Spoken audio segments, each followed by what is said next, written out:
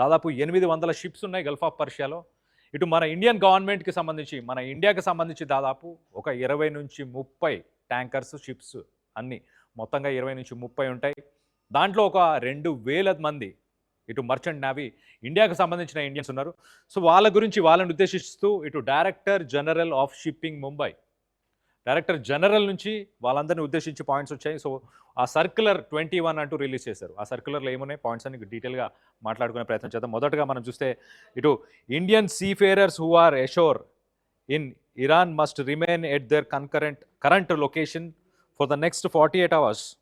So ఇండియాకి సంబంధించిన seafarers, ఇండియాకి సంబంధించిన మర్చెంట్ నేవీ అంటే ఈ షిప్స్లో ఎవరైతే వెళ్తుంటారో అక్కడ నుంచి ఆయిల్ తీసుకురావడానికి కావచ్చు, ఇండియా నుంచి చాలా సామాగ్రి ఇటు గల్ఫ్ దేశాలు ఇంపోర్ట్ చేసుకుంటుంటాయి. మరి ముఖ్యంగా మన దగ్గర నుంచి ఉప్పు, పప్పు, సరుకుల నుంచి మొదలు పెడితే ఇక్కడ నుంచి మీట్ అంటే మాంసం, ఇవన్నీ కూడా ఇక్కడ నుంచి వెళ్తాయి. బియ్యంతో సహా ఇక్కడ నుంచి వెళ్తుంది గల్ఫ్ దేశాలకి.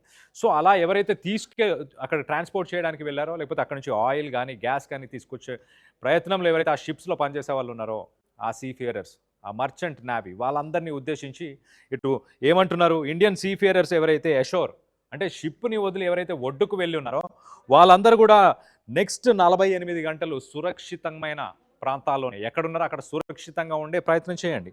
నెక్స్ట్ పాయింట్ మనం చూస్తే కనుక దే షుడ్ రిమైన్ ఇండోర్స్.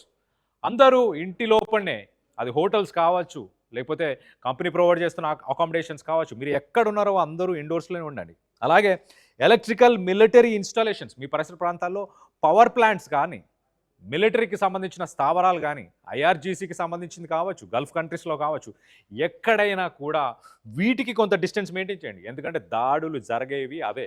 మొదటగా ఇటు అమెరికా దాడులు చేసినా, ఇరాన్ దాడులు చేసినా, ఇజ్రాయెల్ దాడులు చేసినా పవర్ ప్లాంట్స్నే ఇప్పుడు నెక్స్ట్ టార్గెట్ చేస్తామంటూ ఇటు అమెరికా చెప్పుకొచ్చింది, ఇరాన్ చెప్పుకొచ్చింది. మనం సీజ్ ఫైర్ కంటే కొన్ని గంటల ముందు కూడా మనం చూస్తే, సీజ్ ఫైర్ కంటే కొన్ని గంటల ముందు ఇరాన్లో ఉన్న ఆయిల్ రిఫైనరీస్ని టార్గెట్ చేశారు.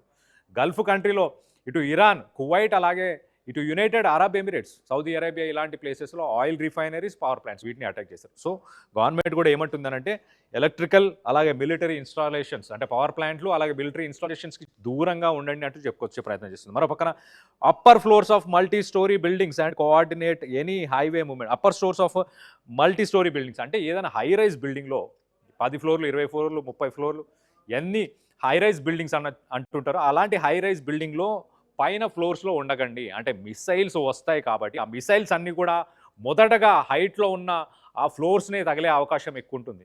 సో మ్యాక్సిమం కింద ఫ్లోర్స్లో ఉండండి. ఎక్కడైనా ఇటు మిసైల్స్కి సంబంధించి బంకర్స్ ఏమైనా ఉంటే బంకర్స్లో ఉండండి అంటూ Indian advisory, Indian government, Indian ministry నుంచి కూడా